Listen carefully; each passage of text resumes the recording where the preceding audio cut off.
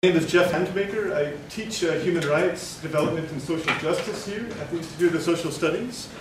But I also have one of other hats, and that's as chair of the 3R Foundation. 3R meaning Respect for Refugee Rights. 3R was founded, in a nutshell, it's obviously in your program here as well, in 2004 to provide solidarity and assistance to organizations in the so-called Global South, providing legal assistance and other services to refugees. And one of our colleagues, partners, over the last few years has been the Helsinki Citizens Assemby, based in Istanbul. This project has been funded by the Dutch Ministry of Foreign Affairs through something called the MATRA program, and of course we're very thankful to the Ministry of Foreign Affairs and the MATRA program for financing this project, and also extremely thankful and grateful indeed to our wonderful colleague Jacqueline Meckes, who's been coordinating this program for the past 3 years. So certainly on behalf of all board members of the 3R Foundation, thank you so much, Jacqueline, for really making this possible. You're going to hear from a very experienced, I might even say veteran human rights advocate, refugee and migrant rights advocate from Turkey. His name is Oktay Durukan. I pronounce it correctly? I'm working on my pronunciation this afternoon. So. Thank you. You're here, of course, with your colleague Vesel, also from the Helsinki Citizens Assemby. Thank you very much for being here. It's really a pleasure to have more than just the very brief moments that we had when I was in Istanbul, also in context of this project. And the afternoon where we've met each other for the first time beyond virtual communication. It's really been a pleasure to have you here already, and we very much look forward to your talk this afternoon. Have I forgotten anything? Then I shall just hand over to Mr. Durukan, who's coordinator or director of the refugee program at Helsinki Citizens Assemby. Please, yeah. Thank you.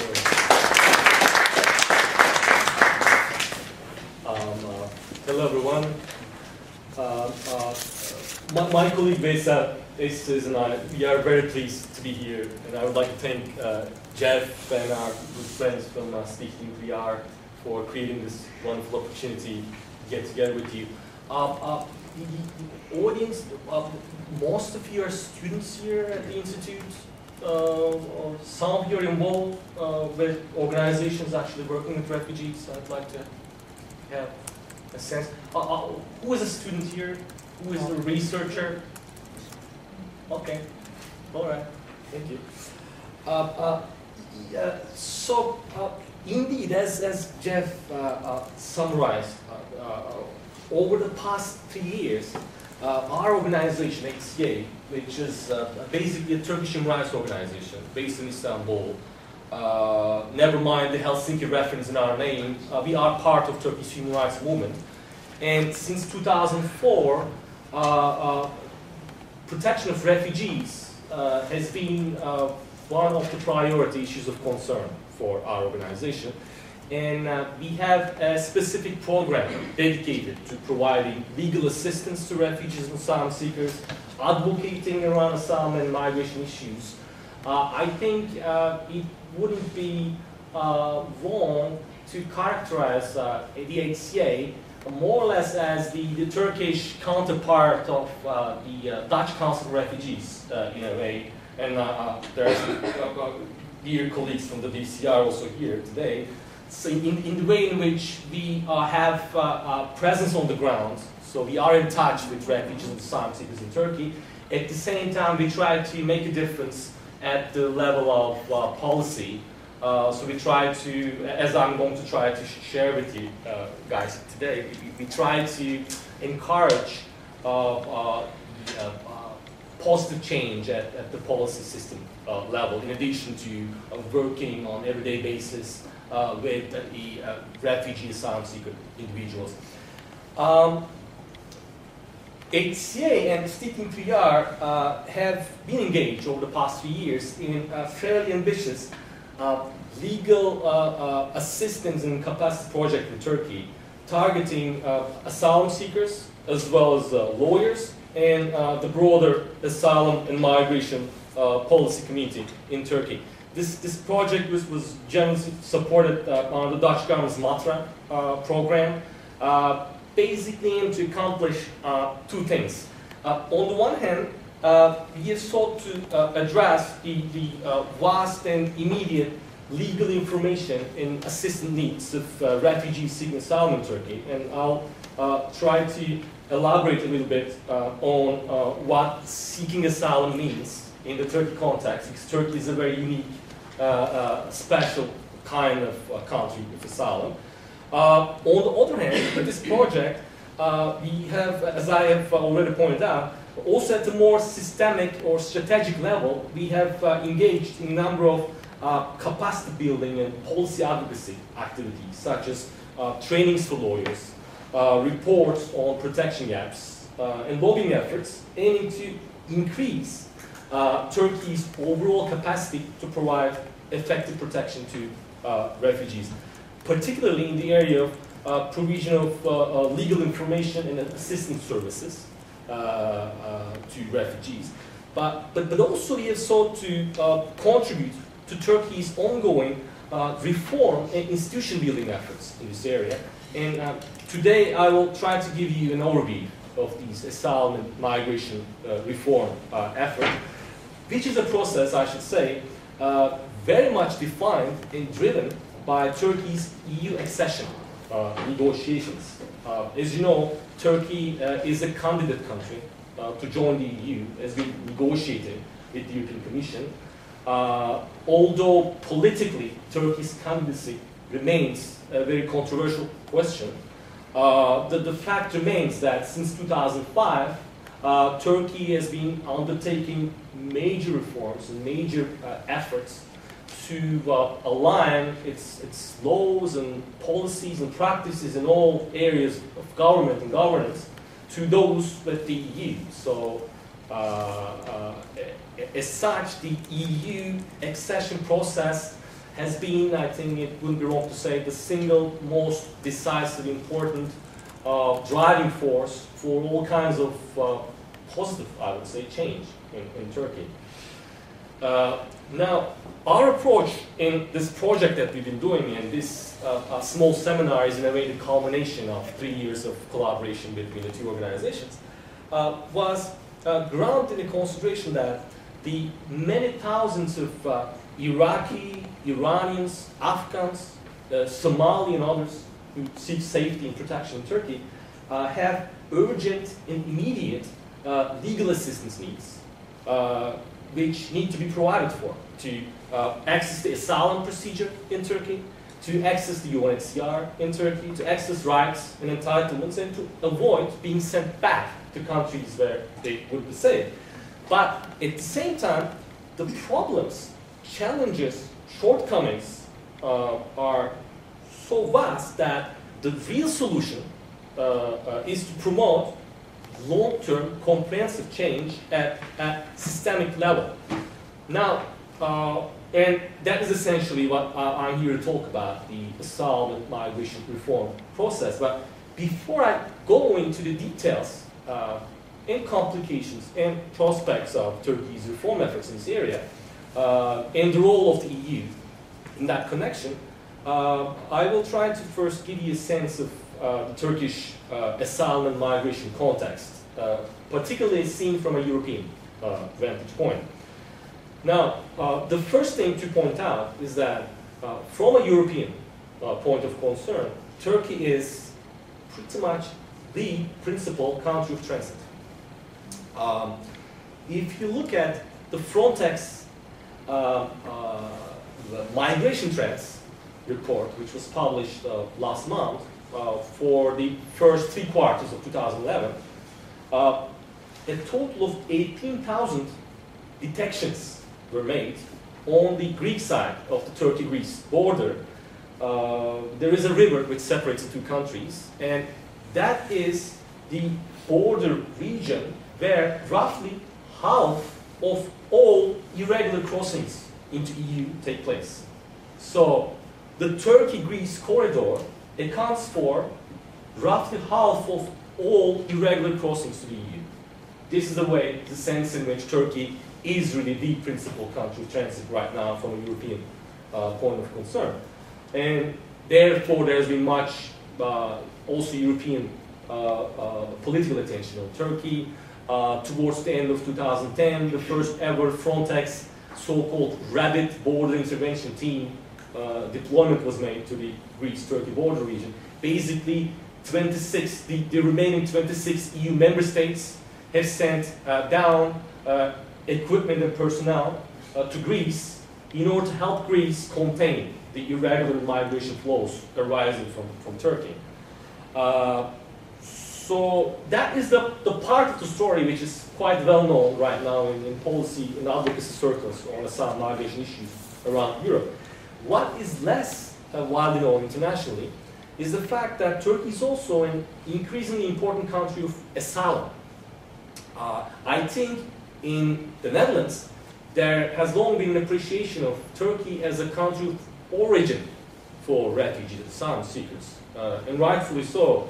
A lot of Turkish nationals have become refugees and asylum seekers in European countries. But Turkey is now also becoming a major country of asylum. Last year, I am being told that Netherlands has received roughly 13,000 new asylum applications, while Turkey received 16,000. Roughly half of them are Iraqis, 25% Iranians, 17% Afghans, 8% Somali. That's more or less the composition, and from other countries of origin. So you compare that figure to the situation 5 years ago, the number of new asylum applications has almost tripled. So increasing number of asylum seekers in Turkey. Add to that picture the mass arrivals of Syrians over the past year as a result of the political turmoil in Syria. It is estimated that almost 18,000 Syrians have become refugees in Turkey. Turkey has kept the borders open, which is commendable. And roughly 8,000 of them currently are in Turkey, sheltered in camps administered by the Turkish Red Crescent. So there you have. Because of the particular geopolitical geography Turkey has, refugees keep arriving in Turkey. The majority of them with the intention of moving on to EU destinations for the purpose of seeking safety and asylum there. But also an increasing number find themselves stuck more or less in Turkey. It gets more and more difficult for refugees to access European territories. So for a combination of different reasons, more and more of them actually seek asylum in Turkey. Now, what kind of a country of asylum in Turkey? As I pointed out in the very beginning, Turkey is a very unique country of asylum. Some of you will be familiar with the 1951 Geneva Convention, which is considered the centerpiece of the international regime for the protection of refugees.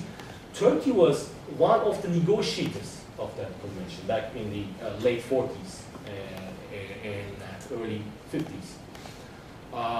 Turkey was one of the original first signatories of that convention. But Turkey adopted the 1951 convention with a so-called geographical limitation, which was an option given to the governments at the time. That option no longer exists. But Turkey found a way to adopt the convention basically for European refugees only. And this still remains the case, which essentially means if you come from a European country, from a country which is a member of Council of Europe, you are welcome to seek long-term asylum in Turkey.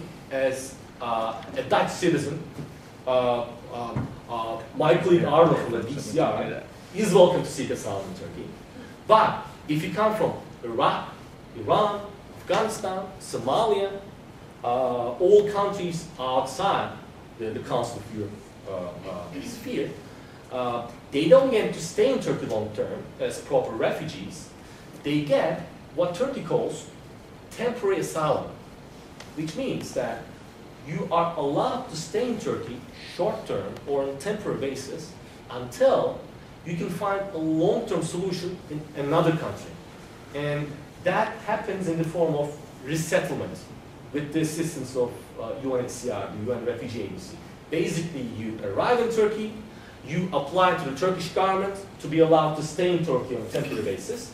You make a second application to the UNHCR, and you hope that the UNHCR is going to help you find that other country where hopefully you're going to end up, and you will be allowed to stay, settle long term. And, countries like USA, Canada, Australia, and some EU member states create resettlement places for such refugees like those in Turkey who do not have access to long-term solutions where they are in their first countries of asylum. So that is the logic of Turkey's asylum system. Refugees, theoretically, are supposed to stay a couple of years until the end of all these determinations, and then they're supposed to leave for other countries. Now, I already pointed out that the asylum figures in Turkey have tripled.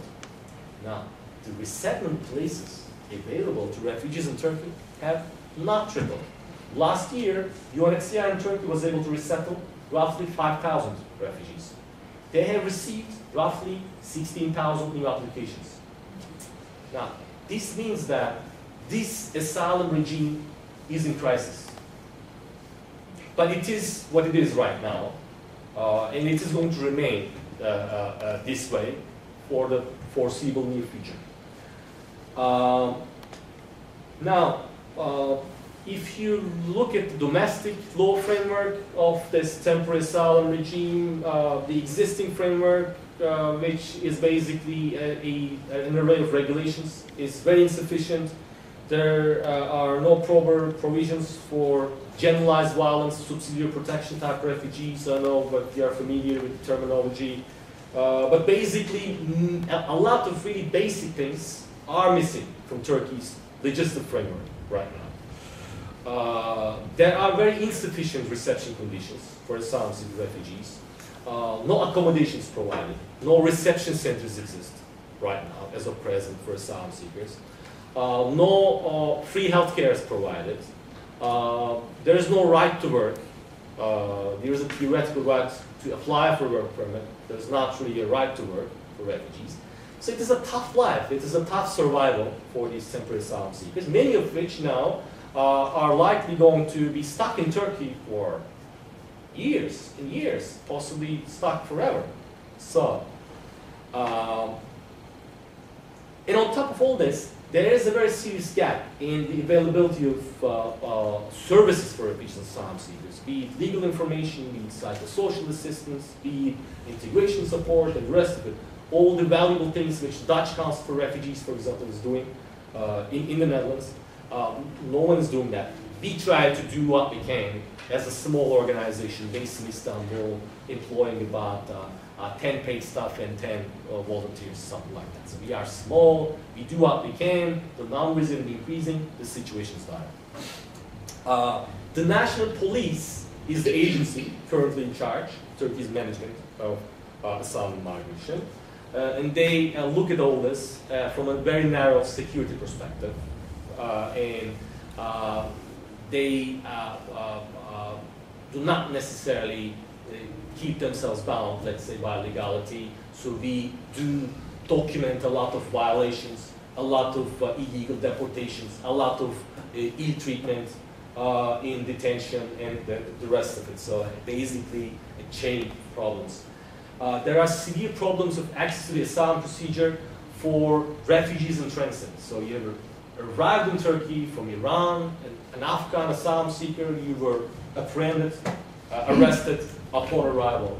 Or during an attempt to cross to Greece, you were arrested by Turkish authorities. Or you were intercepted at the airport in Istanbul on your way to a European country for the purpose of seeking asylum. Those people are going to find it extremely difficult to register an asylum application. Many of them find themselves being sent back to countries where they want to stay. And we try to challenge those violations. Courts do not really work in these cases. Domestic legal remedies are not effective, as demonstrated by a recent accumulation of violation judgments against Turkey at the Strasbourg Court, the European Court of Human Rights. So, roughly speaking, such is the existing current state of affairs in Turkey when it comes to availability of protection for refugees and the management of regular migration. But against this backdrop, and as an undercurrent, if you will, over the last 5 years or so, the Turkish government has been engaged in quiet but ambitious and comprehensive preparations to overhaul the entire asylum system, the entire way in which Turkey manages asylum and migration in Turkey. So change is coming. I do liken this process specifically to an undercurrent in the sense that it has not surfaced yet. So change is not there to be seen, but the government is undertaking major preparations, and that's what I'm here to talk about today.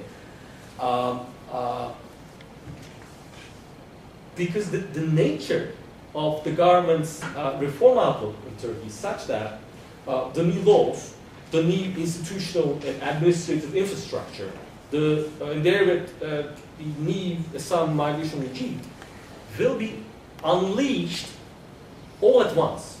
Currently, it's still in the making. So the meal is cooking. It is going to be served pretty soon, in a couple of years' time. So we are at a very critical juncture in Turkey. The state of affairs, as I have broadly described to you just now, is about to change, become into something else. We hope and we try to encourage into something better for the refugees and migrants involved. But it is right now a question mark. We're very uncertain.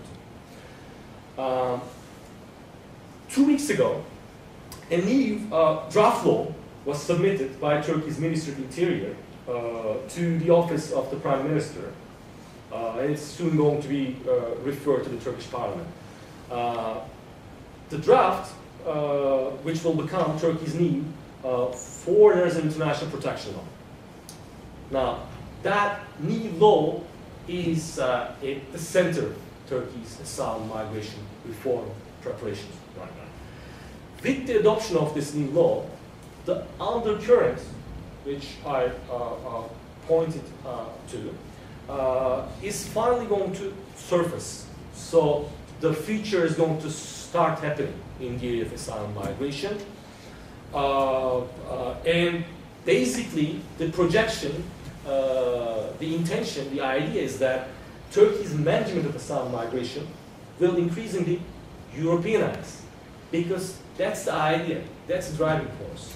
As a candidate country to join the EU, as a candidate country negotiating with the European Commission, as a candidate country reforming laws, policies, and practices to align them with those of EU member states, Turkey is expected to Europeanize its management of asylum migration, become a country of asylum the way the Netherlands is, manage migration flows the way Italy manages them. I don't want to say Greece, because Greece manages asylum migration not really in European style, which I think is deeply problematic, and I'll touch upon that later in my presentation.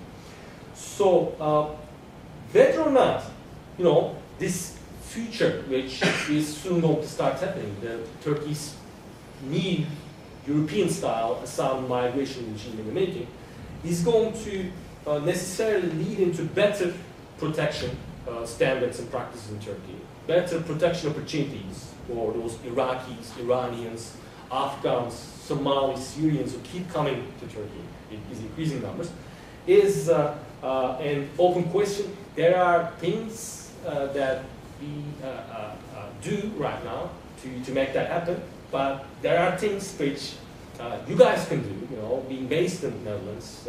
There are things refugee rights advocates in the Netherlands can do to help us become more effective there. And I'm going to, again, give you some thoughts on that as I conclude.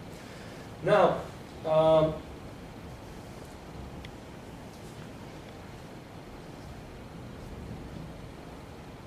in October 2005, Turkey was officially declared a candidate country, and the accession negotiations started. Without going into the details of that process, which is complicated, it's controversial. I don't need to explain to you. It is a highly politicized issue in a lot of EU member states, in countries like France, Germany. Very high-level political leaders openly discuss, question whether or not Turkey belongs in Europe or not. But let me tell you that for now, in terms of what's going on right now in Turkey on the ground, that does not really affect much all the ambitious reform initiatives the Turkish government is taking, and that is what we see right now in the asylum and migration field. Now, what is happening? So let me now give you an outlook of Turkey's asylum and migration reforms so that you get a sense of what is cooking. Right? As I already pointed out, a brand new and very comprehensive foreigners and international protection law is in the making. We anticipate that it's going to be passed by Turkey's parliament towards the end of this year, possibly even earlier than that. A brand new civilian asylum and migration authority will be established by this new law, which is a revolutionary change in the sense that asylum and migration is now being taken over from the police and entrusted to a specialized civilian authority. For those of you who are familiar with the Dutch asylum system, in the Netherlands you have the END and COA, which are the two government agencies managing the asylum system. So what is on the table right now in Turkey is a new agency, brand new agency, which is going to be basically END and COA combined in the Turkish setting. So that's what the new law will do. It is revolutionary. You are taking away something which was, being managed by the police from a security perspective in a country like Turkey, and you entrust it to a European-style agency. There is a separate law in the pipeline for the establishment of a new border protection agency, another brand new agency to take over border protection functions from the army and the police. Again, another revolutionary change in the making in the area of management of regular migration, for example.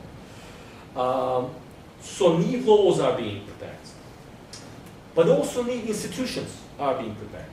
And that is the part of the story which I think possibly even more interesting for you guys based in the Netherlands. There is right now an EU-financed project for Turkey to build Dutch-style, actually, if you will, reception centers, large-scale reception centers for asylum seekers. As I mentioned earlier, right now Turkey does not have any reception centers whatsoever. So as an asylum seeker, you're out to survive on your own, find a place for yourself, and pay from your own pocket. So now, EU money is being channeled into Turkey, and EU expertise is made available for Turkey to build European-style reception centers. And the way in which this project and all the similar capacity building projects in Turkey right now work out is they are being carried out in a framework which is called twinning. It is a European policy concept. Basically, the idea is this is a device European Commission uses in order to help candidate countries like Turkey in their preparations to join the European Union. So that's the simple idea.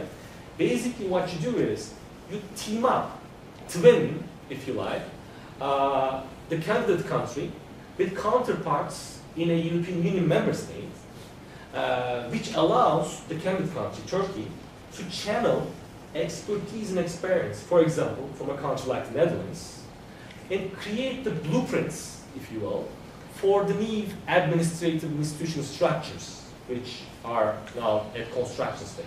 So in the case of this particular project I referred to, basically, COA has joined forces with the Turkish Ministry of Interior, and they spent about 2 years to develop plans for these huge reception centers, which will be Turkey's counterparts of the Azizulkar Center in the Netherlands. The first twinning stage of this project has recently been finalized, culminated. In the next phase, European Union money, euros, will arrive for those buildings to actually be constructed. So in about 2 years' time, we're going to have Dutch-style reception centers. So that's part of the reason, again, why I'm here. Yesterday, I had a chance to visit one such Dutch-style reception center in order to see what inspiration, what lessons we can see to draw from that in order to challenge it to Turkey's own preparations. There is a similar project for Turkey to build, again, large-scale detention centers, removal centers for irregular migrants undergoing deportation proceedings. You know, all this irregular movement from Turkey to Greece, a lot of arrests on the Greece side, also a lot of arrests on the Turkish side. So Turkey is under a lot of pressure from the European Union to prevent, control, contain as much as possible those irregular flows. And once you make an effort to do that, you end up with a lot of quote-unquote illegal, irregular migrants who you try to deport, send back to places they come from. So you need places to detain them. And that is another thing that we are seeing, another project channeling European euros for Turkey to build facilities to lock migrants up. There are other projects, another project with Germany as partner to build a counter-forging information system, basically which would allow Turkey's future END to make decisions about the future asylum applications.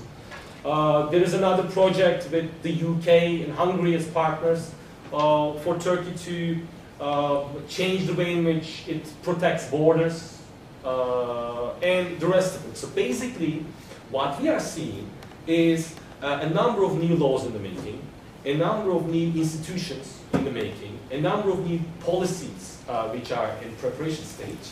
And the idea, the intention is for Turkey to become just like any one member state, EU member state, in the way in which it deals, processes asylum seekers and migrants.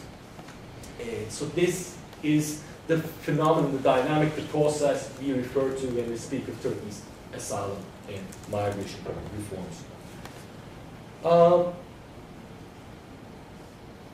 So I did mention to you about the geographical limitation. No asylum for non-Europeans in Turkey, but the Dutch citizens are welcome to seek asylum, kind of thing. The new law is not going to change that. So they're going to hold on to the geographical limitation policy. But at the same time, they do define a very established legal determination procedure. They expand some of the rights and entitlements for asylum seekers. They create some legal remedies to challenge deportation decisions, negative asylum decisions, and the rest of it. So there are some good things about the new law.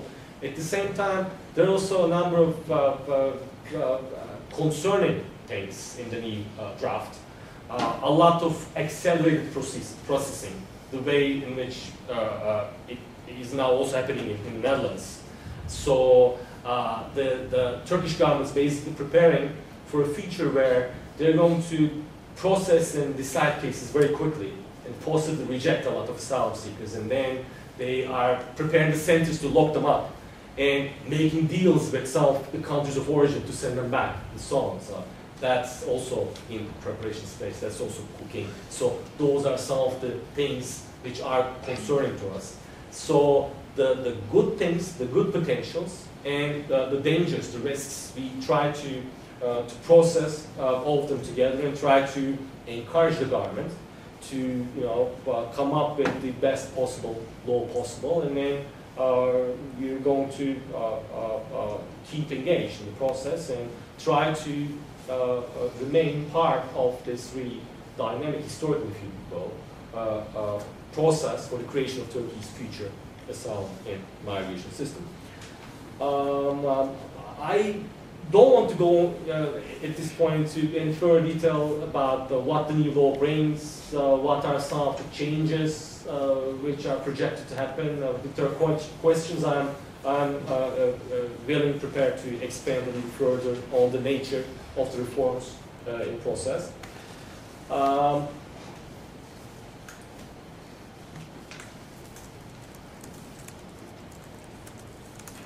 Now, maybe in view of time, we can kind of head towards the conclusion. Yes, right. Open things up to questions. Yeah. Basically, that's precisely what I'm going to do. So far, I gave you a sense of the present state of affairs. I give you a sense of what is cooking, the new European-style asylum migration regime in process. Now, let me also, in the way of concluding remarks, actually, talk a little bit about the role of civil society stakeholders, NGO rights advocates like my organization, but also the way in which European stakeholders, European governments, the European Commission, but also refugee rights advocates in countries like the Netherlands can make a positive contribution to that process. Now,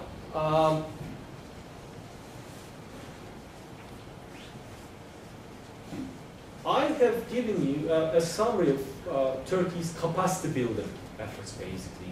New laws are being made, new institutions are being created. Now, the really decisive and critical question is, will these new laws be implemented? Will these new facilities be used in ways in which Turkey will become a better, a safer country for asylum? How do you achieve that? How do you make sure that the new capacities erected are going to be implemented, used the right way? Now, yes, NGOs like ours, as evidenced by the project that we've been carrying out, the Speaking 3R, have a contribution to make in the area of capacity building. For example, the trainings that we did for lawyers in Turkey was a very important contribution, and we're going to keep working on that. But I'm going to suggest that the key role of civil society stakeholders right now in Turkey, and our key mission, is to play the role of an independent watchdog. I'm going to suggest, and that's going to be my first concluding remark, I'm going to suggest that without strong, independent, critical civil society stakeholders, NGOs like ours, there won't be sufficient motivation and pressure on the government, on the officials, to execute the new system in ways in which it's going to be, protection sensitive, if you will. So you need critical NGOs, watchdog style, civil society to do two things.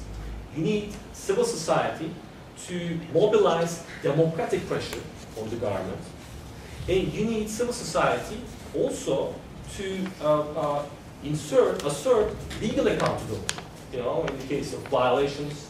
So you need lawyers and NGOs documenting violations, keeping the government, keeping the future Asylum and Migration Authority, Turkey's version of EMD, honest. So that is one essential element which, if it's not there, we have major concerns that no amount of new laws and new centers and buildings and institutions are going to lead to any substantial improvement in the conditions of refugees in Turkey. Secondly, and with that I'm going to wrap up my presentation, the impact of the European Union. Now,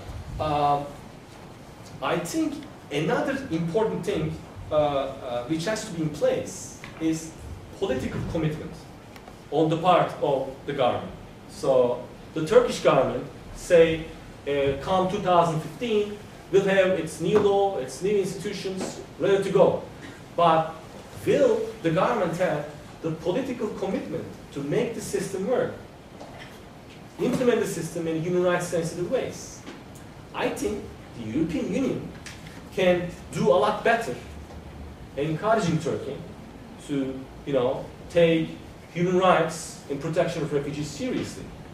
Right now, what we're observing is that Turkey gets a lot of pressure from the European Union to control irregular migration flows, catch and deport migrants, if you will, but not really so much towards offering proper protection opportunities to refugees. Europe does not necessarily give a lot of attention to ongoing violations, ongoing ill treatment in detention, ongoing deportations to unsafe countries of origin, and the rest of it.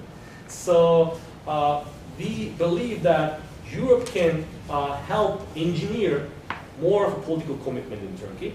But in order for Europe to be credible, in order for that type of encouragement not to come across as hypocritical, Europe must do better to set up a much better example. And you know that's not the case right now. You know that's not the case if you are familiar with the kind of practices which are being tolerated in EU member states like Greece, Italy, Malta, Hungary. You know that Europe right now, collectively, seems content to turn a blind eye on member states who actually are not afraid to go tough for the sake of controlling illegal migration. That seems to be the Europe's political motto. Fortress Europe, some observers call it. So in order for the European Union to have a chance to, let's say, have that kind of an encouraging pressure on Turkey, Europe, first of all, should start doing better. Europe should set a better example. Secondly, and that's going to my last remark, I promise. Secondly, another thing which we are seeing and we consider is an approach which needs to be revised is that European Union money is being channeled to the Turkish government to build these centers, to make these laws and everything. But no specific resources are made available to civil society stakeholders. And I already pointed out the critical role that they play in the absence of strong, independent civil society stakeholders who can capable of playing a watchdog role, capable of promoting democratic accountability, legal accountability, and the rest of it. The European-style asylum system in Turkey is not going to work out. So that's definitely one thing the European Union should look at. But also, I think for concerned citizens and refugee rights advocates in the Netherlands, for example, that is possibly something that you can consider. We can use every bit of solidarity we can get from the Netherlands, and we are getting generous dose of solidarity from the friends and partners we already have, and we are strategizing about how we can make them even bigger. But basically, I think one way in which Dutch refugee rights advocates can help us is by helping us basically fundraise for our activities in order to stay alive and keep strong. But secondly, I think European refugee rights advocates can also help us elevate and echo our critical voice at the European level, and therewith add to our political leverage on the Turkish government. So that's the other thing. I think with that I'm going to stop. Thank you for your patience.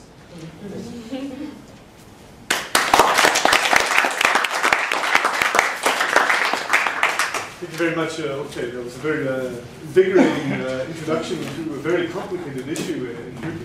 And we feel very proud to have been associated with such an organization as HCA. Thank you very much for this. This project, which Oktay was very kind of referring to, involved not just the volunteers at the 3R Foundation, but also a number of course, Jacqueline already mentioned, but also professionals from different areas of legal practice, asylum legal practice in the Netherlands. We're very happy to have Arno Pinkster here from the Dutch Refugee Council, and also Marieke van Eyck, who I think I may also mention is not only currently a partner in the Bohler law firm in Amsterdam, and went to Turkey to make, I think, 2 occasions, correct? Yeah. to make a number of talks and give seminars there for with HCA. But was also at one stage, not too long ago, listed the top young immigration lawyer in the Netherlands. So of course we've been also very happy to be associated with her. Marieke, we've asked to reflect a little bit on her experiences with HCA and perhaps on some of the things that Oktay was speaking about. Please. Yes, thanks. Thanks very much. Thank you all very much, especially of course Foundation 3R and Helsinki Citizens Assemby. And of course the Master Project for the invitation to be here today, and also of course for the great opportunity to work with Helsinki Citizens Assemby and 3R within the framework of the Master Project. Jeff Handmaker asked me to reflect a little bit on the work we did together, Helsinki Citizens Assemby, 3R and I, with Germany Mackers. So what I would like to tell you then how I got involved, and then what kind of work we did, the trainings we did together, and what the purposes were, and yeah, how it went. Please ask questions if you think it's not clear, or other questions. Well, I remember that I got involved by an email Jeff Handmaker was sending to this whole network, which is incredible. And he asked whether we knew anyone who might be interested in getting involved in providing trainings to in Turkey for protection of asylum seekers. And as I am an asylum lawyer in the Netherlands, practicing specialized in European and international law, I was very interested in doing that. And fortunately, I had a chance to get involved. So, and then the project started actually with exchanging a lot of emails with Helsinki Citizens Assemby, 3R, and Jacqueline in particular about the planning of the trainings. And finally we got to some dates. I remember it took quite some time to have the dates because of the busy schedule of Helsinki Citizens Assemby in particular. So then we decided the topics of the training, I remember, and I think that the question came up from Helsinki Citizens Assemby whether I could do the first training on the Dutch asylum procedure. And I remember that I thought, why the Dutch asylum procedure? That is not that interesting for Turkish lawyers, I would say.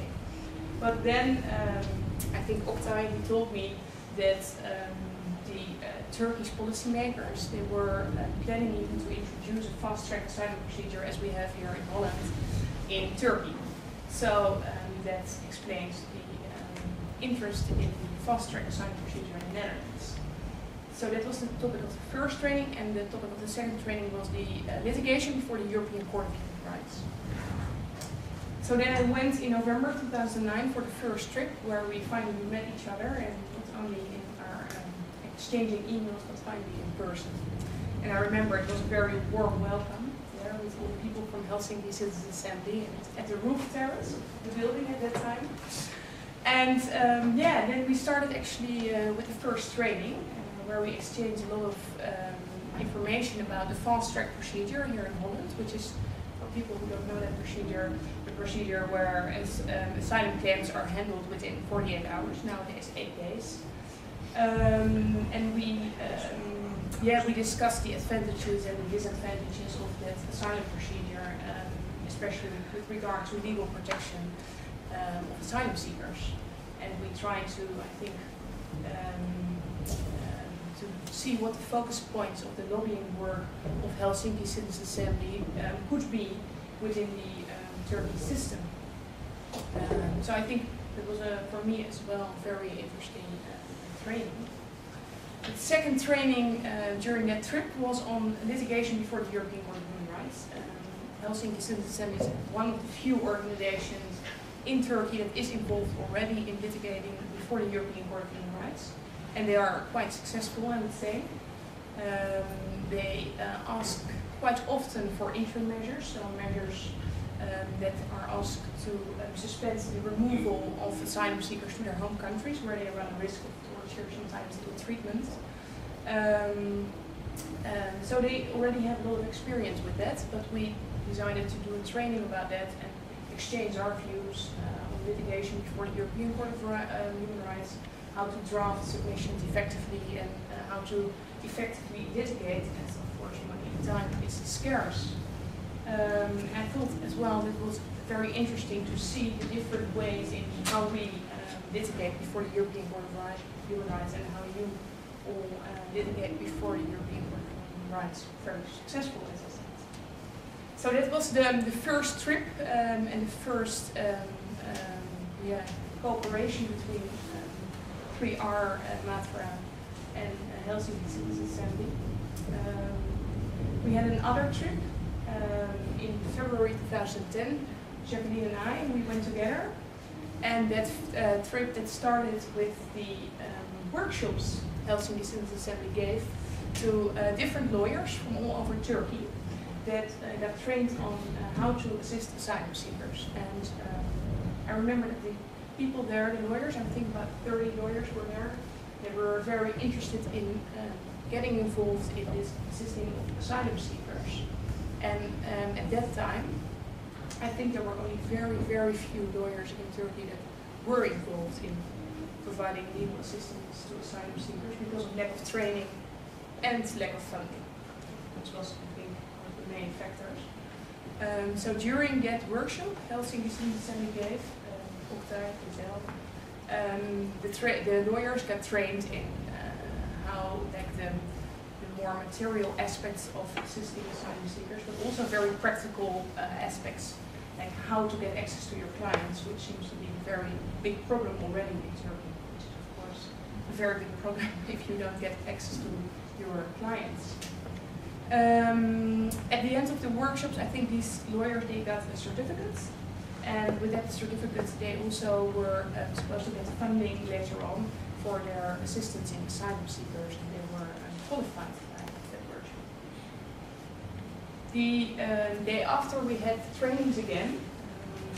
We did trainings on credibility issues, which is always, of course, a huge problem with assisting asylum seekers. The way the governments or UNHCR in the Turkish system determines credibility of asylum seekers and how to approach it as a lawyer.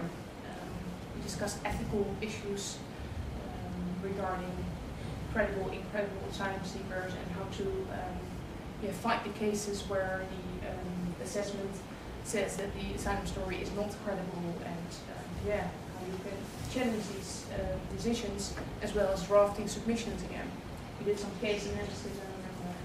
Again, I think we had a lot of interesting debates and discussions about that, to see the different systems, whereas you also see, I think, for Helsinki Citizens Assemby that also the Dutch system was not that great at all because of all the formalized system, whereas with UNHCR, it's easier to approach them. It's easier, I think, to convince them of their mistakes in their decision making.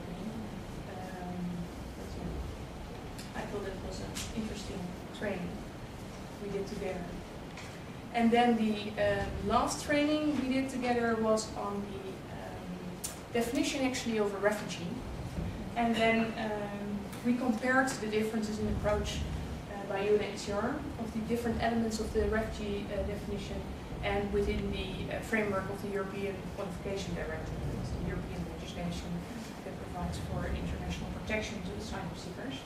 And there we saw again like the gaps sometimes within the protection within the UNHCR system, where they have their own interpretation of different elements of the definition, and of course within the framework of the European legislation, which also has some great gaps in it. And there we saw again what we could learn from each other, I think, and how to try to get these systems a little bit more, to get better protection and better European convention rights involved in the systems.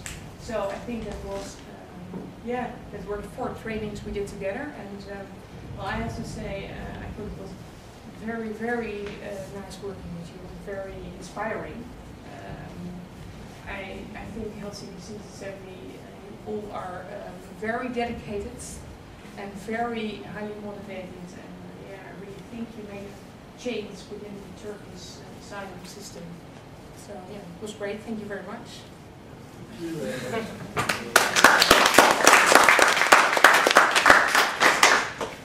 Okay, we now have some time left over because we, of course, wanted to make use also of your expertise and knowledge and to also give an opportunity to ask some in a formal setting.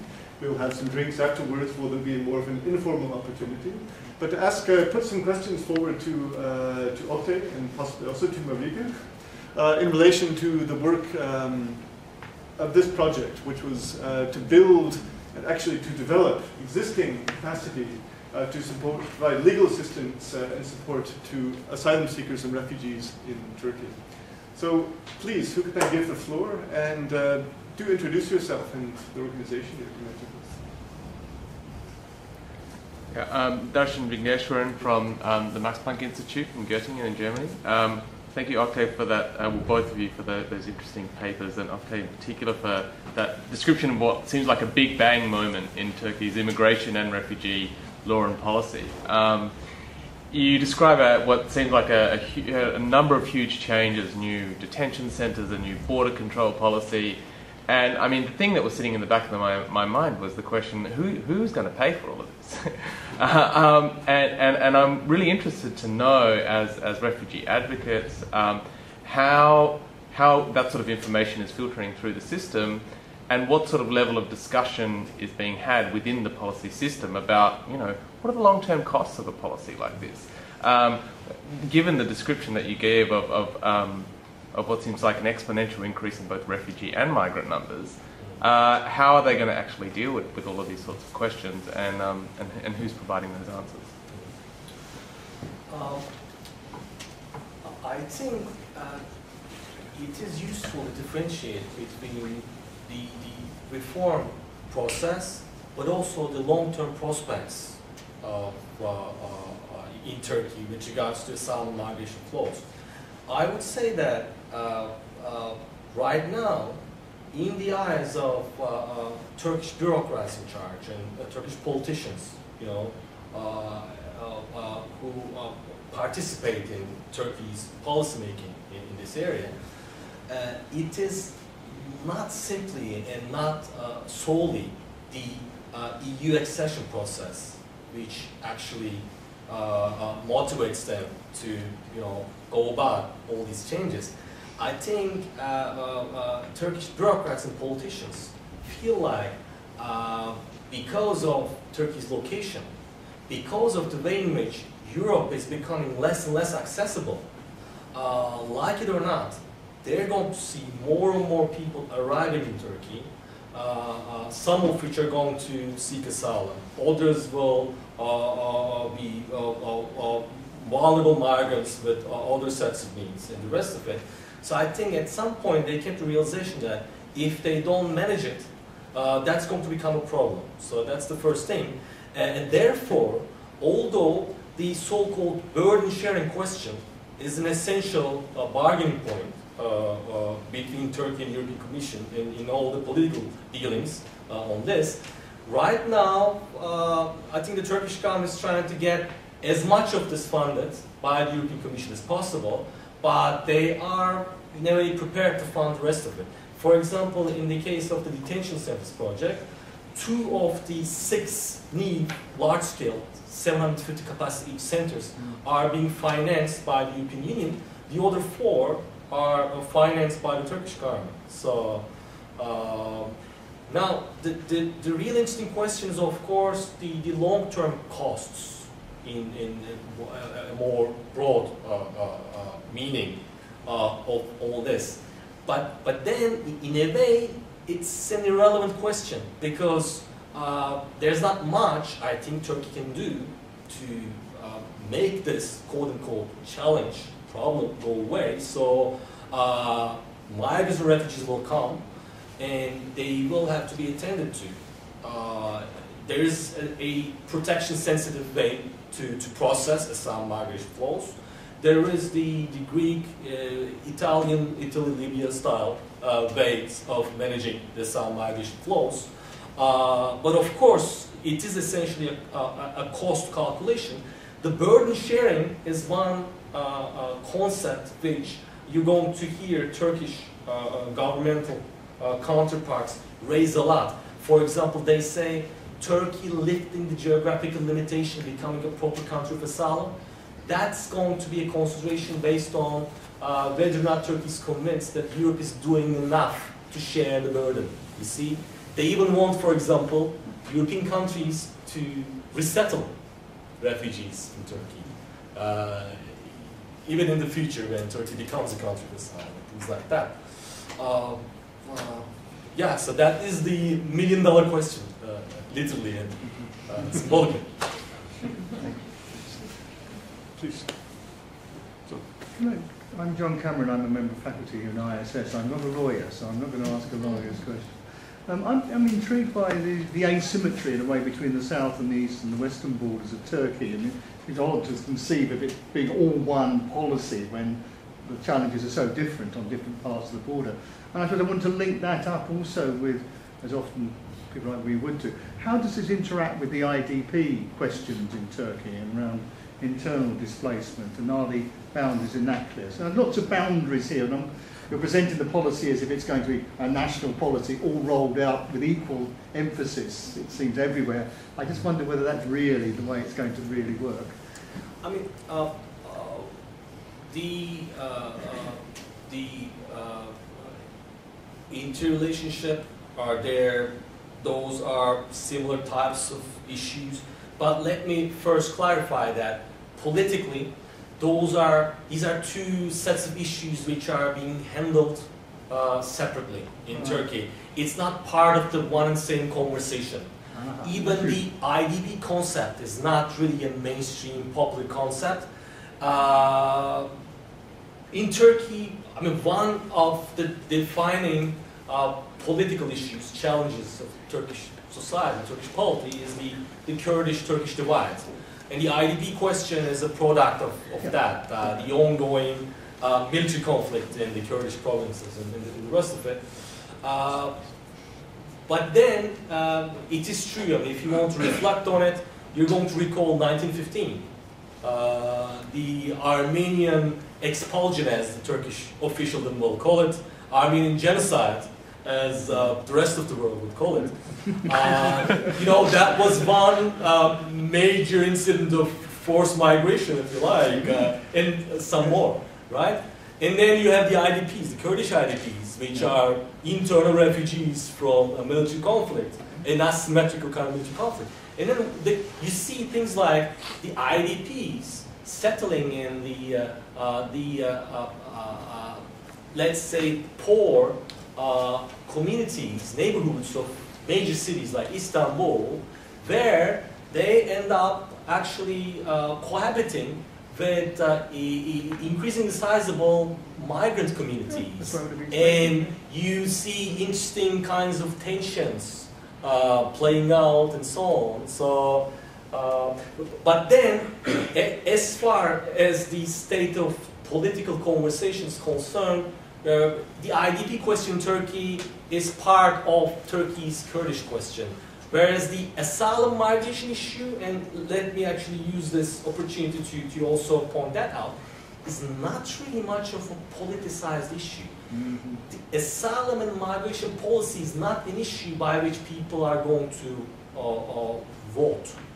Which, you know, is not the case at all in the Netherlands, right? Here, it's possibly always one of the top 3 issues, right? In Turkey, there's not much of an awareness of the fact that Turkey is not only a major country of transit, it is also becoming a major country of destination, not only for refugees, also for economic migrants. Yeah. I mean, with the way in which the Turkish economy also, you know, has been doing well, it is sad. I don't have much understanding of those things. So, but just to give you an overall. Yeah, that's a sort of overview I was hoping for. Thank you. Anybody else? Yes, please. Hi, Oktay. I'm Arno Pinkster from the Dutch Council for Refugees. Oktay, can you briefly outline what will be the consequences of the new situation for the role of UNHCR in Turkey? Just briefly. Again, an open question right now, but basically, the new law is not going to lift the geographical limitation.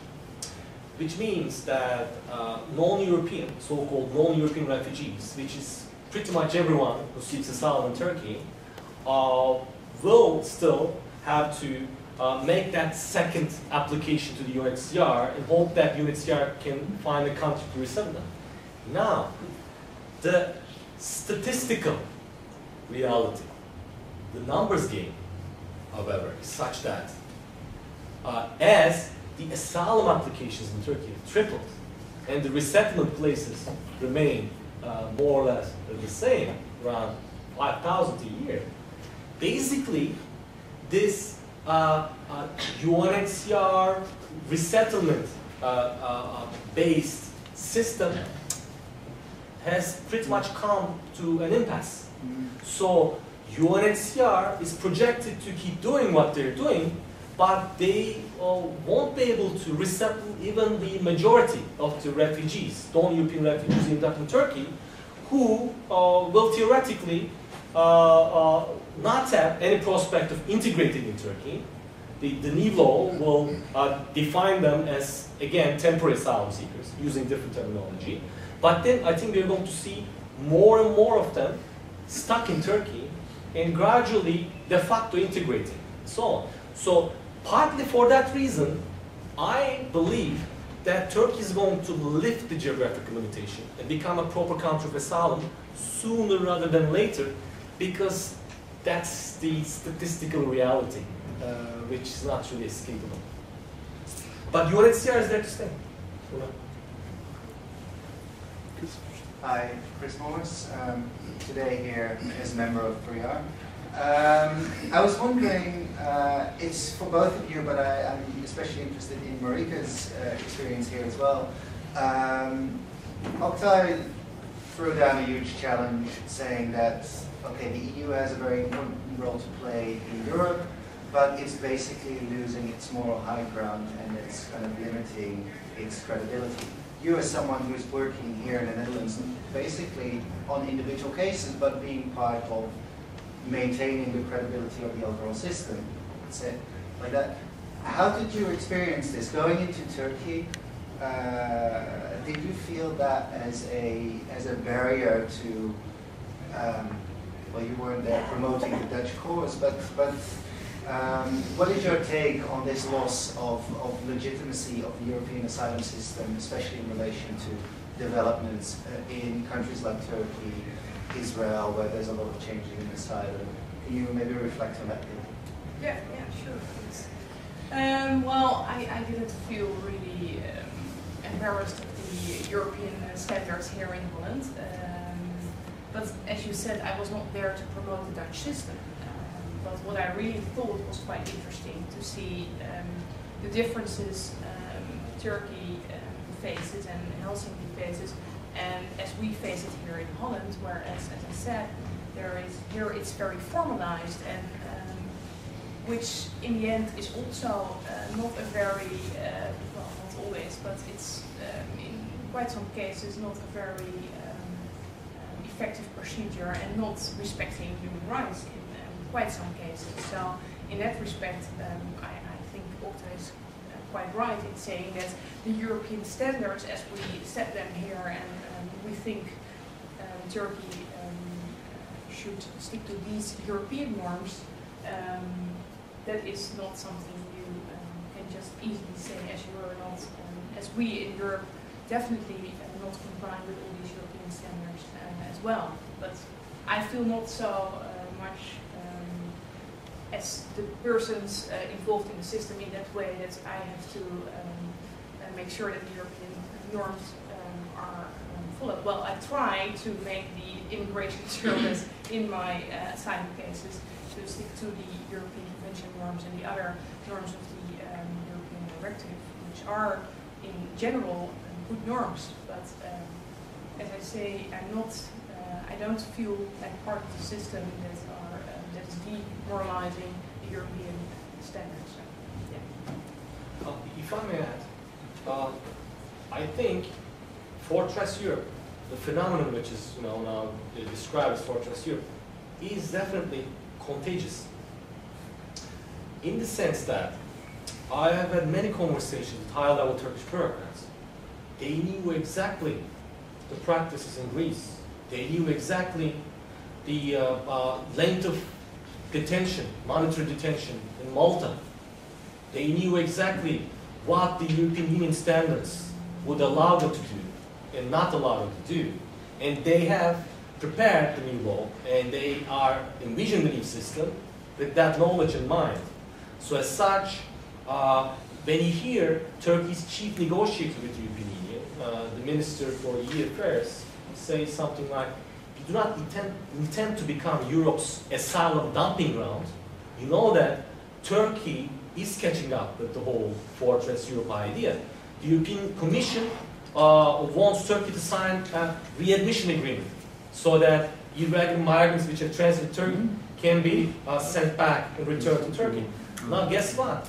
Turkey is negotiating similar readmission agreements with a host of other countries of origin and transit further to the east and further to the south, because they know that, you know, sooner or later they're going to sign that agreement with European Commission, so they want to be ready for that time, so that, you know, those migrants return from Netherlands, from the UK, they will have the tools to, you know, send them back onward to other countries so that they don't have to deal with that.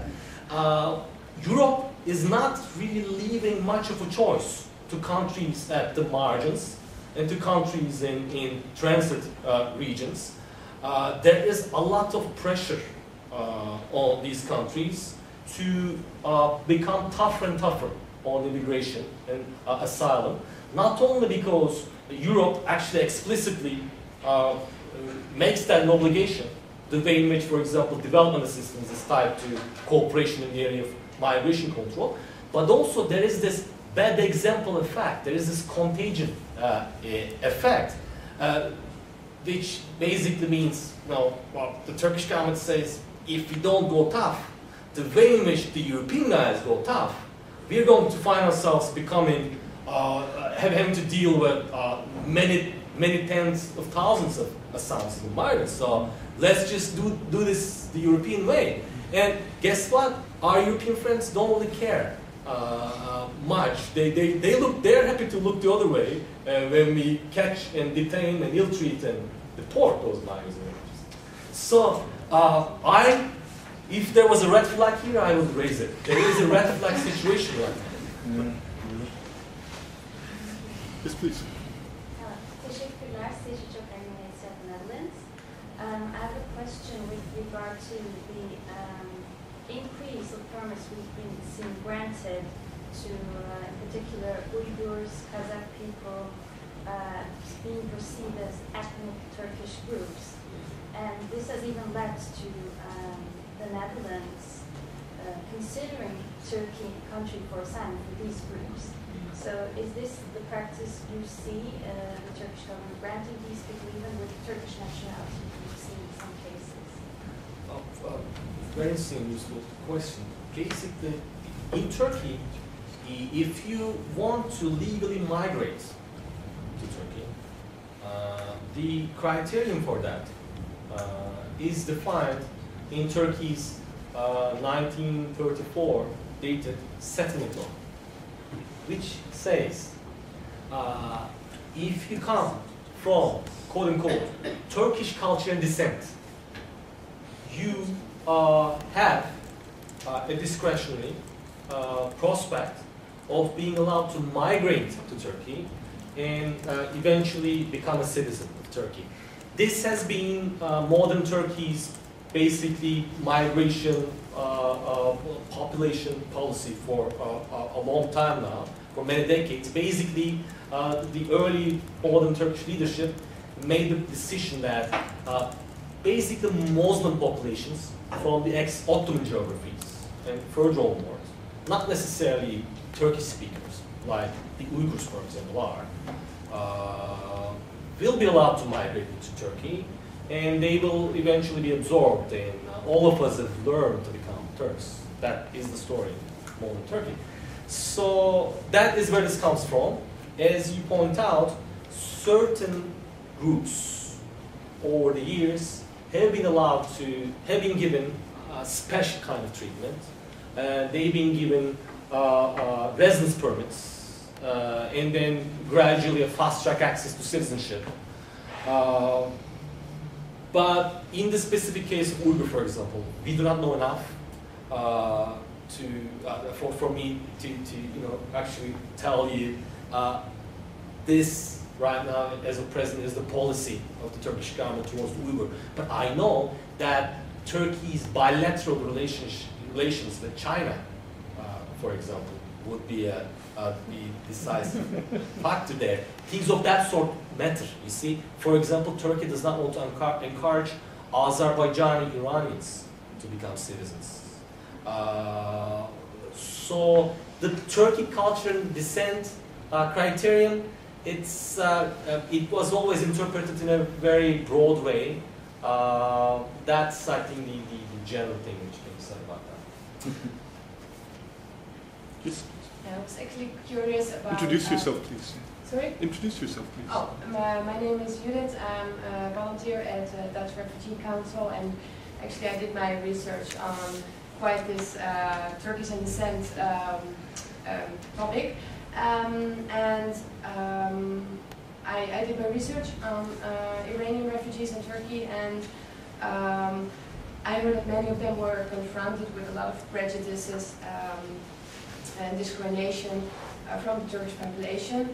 And I was actually wondering what you could tell, what you think that will happen with Turkish public opinion after this whole big menu is coming on the table, the things that's cooking now.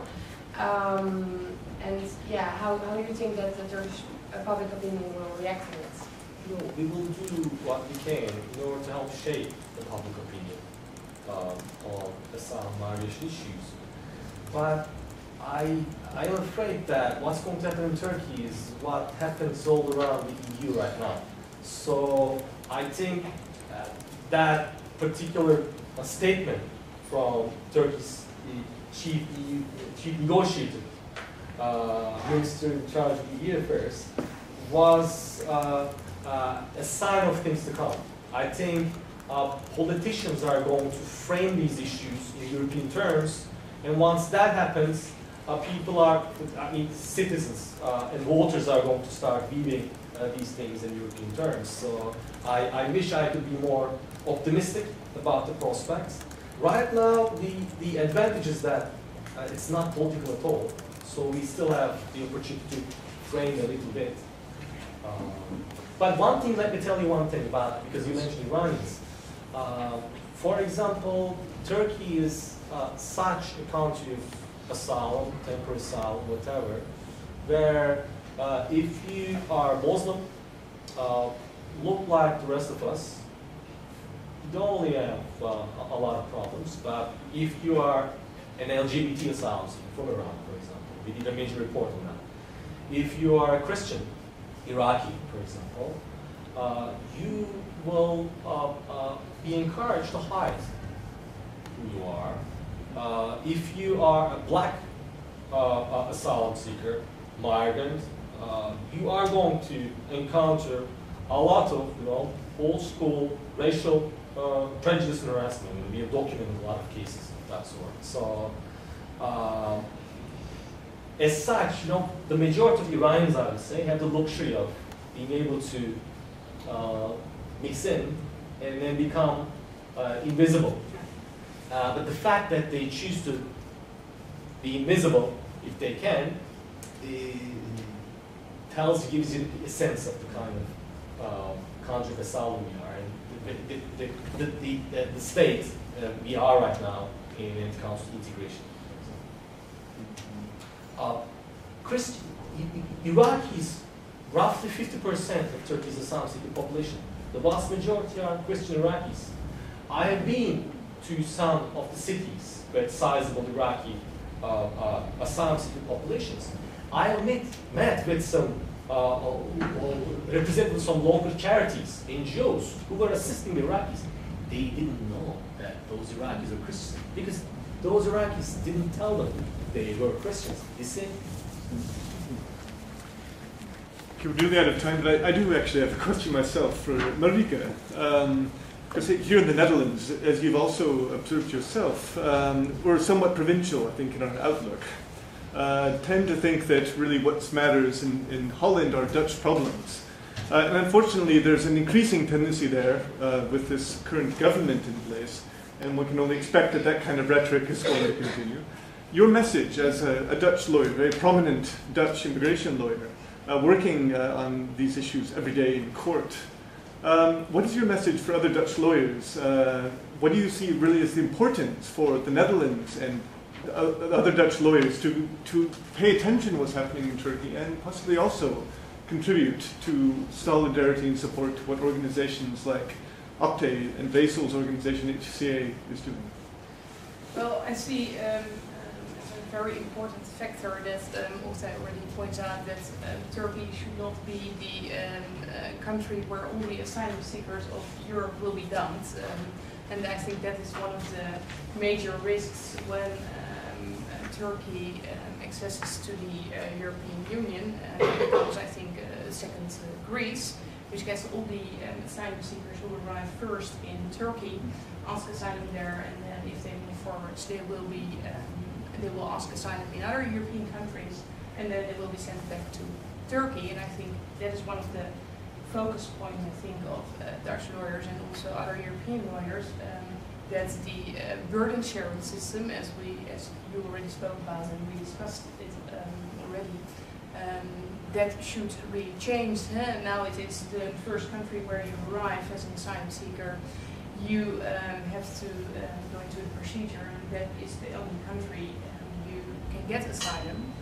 And if you are in another country, you will be sent back to that country. And I think that's one of the major points we should focus on here as well, to change that system, that it is not the first country where you arrive because you are one of the border countries. And here in Holland we are so very safe, far away from the borders with the rest of the world. And yeah, one of the focus points for me personally would be trying to change the Dublin system as it is now, where the countries at the borders are responsible, and the countries at the borders are also the countries which faces a lot of economic problems and more problems than we face here in this country. So yeah, that would be well, my message, I would not say, but my one of my major focus points as we could focus on here.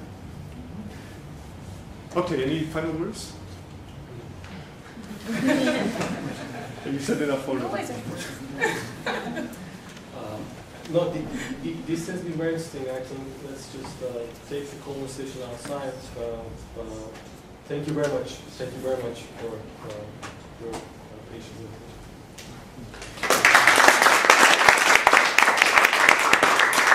Thank you also to the at least 16 viewers. They have been changing from time to time, who have been watching online this live stream that we've been broadcasting. Thank you very much for coming to the seminar. Thank you very much, Vesel and Oktay, for your wonderful work. And we have just something small contribution to your library.